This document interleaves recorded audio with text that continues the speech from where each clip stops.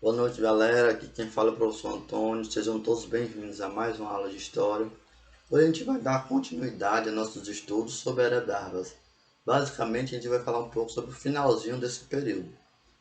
Como eu falei no vídeo anterior, o período, esse Estado Novo, ou ditadura da Era d'Armas, começou em 1937 e terminou em 1945.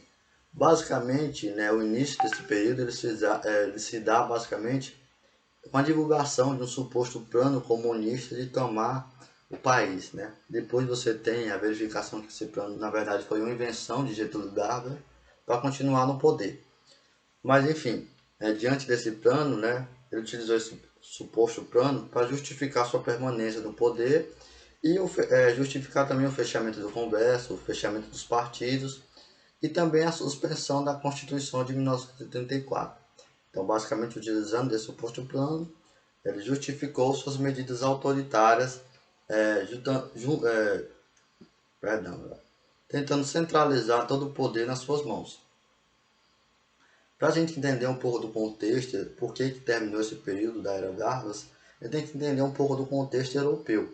Né? Então, a partir de 1939, na Europa você tem o início da Segunda Guerra Mundial, que foi um conflito basicamente que envolveu a maioria dos países europeus, que você tinha duas ideologias, né? A ideologia fascista e nazista, e que eram os estados bem centralizados e que adotavam políticas semelhantes ao do próprio Getúlio Vargas, ou seja, de certa forma eram ditaduras fechadas.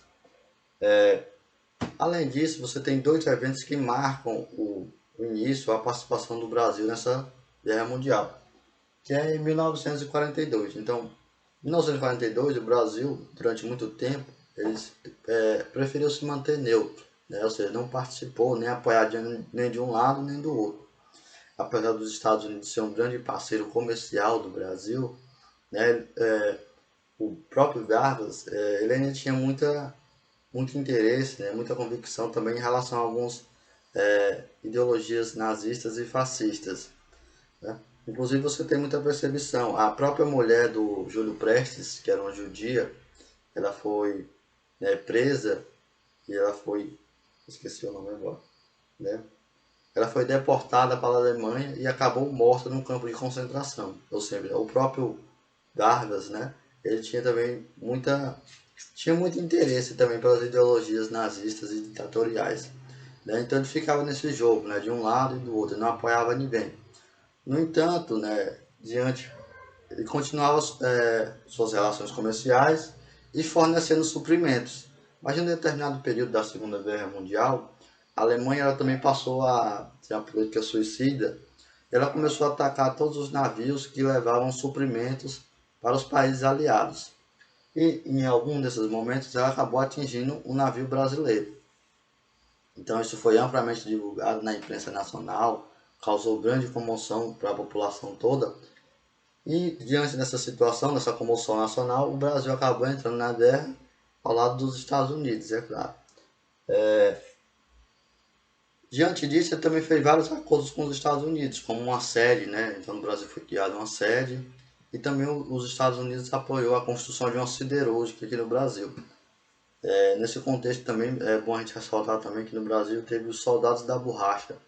Então, boa parte da população do Nordeste saiu do Nordeste e foi trabalhar na Amazônia, né, produzindo a borracha.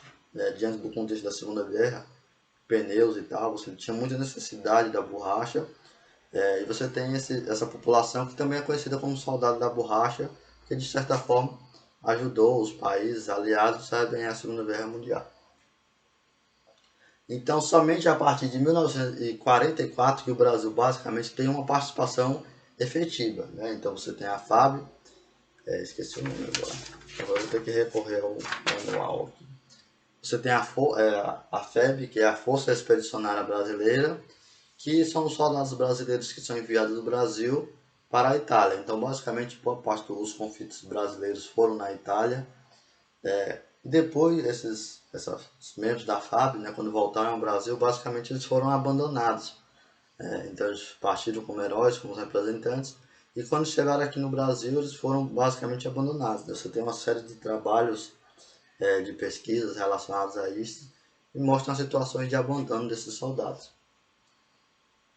Então, quando termina ali o governo, termina a Segunda Guerra Mundial, em 1945, você começa a se questionar também, mas como assim, né? Nós estávamos combatendo governos ditatoriais e aqui no Brasil ainda permanece esse sistema ditatorial.